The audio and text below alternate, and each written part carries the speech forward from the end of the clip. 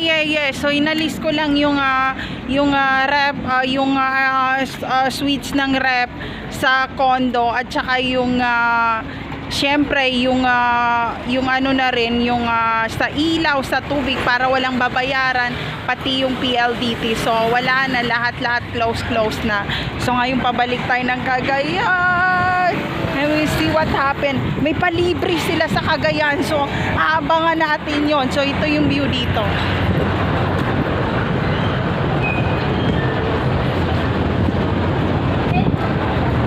So meron doon na, ate girl, pwedeng libre ng sakay. So ayun, ito yung aking outfitan, madilim dito. So pumila muna ako sa terminal fee. Oh my god, I don't understand.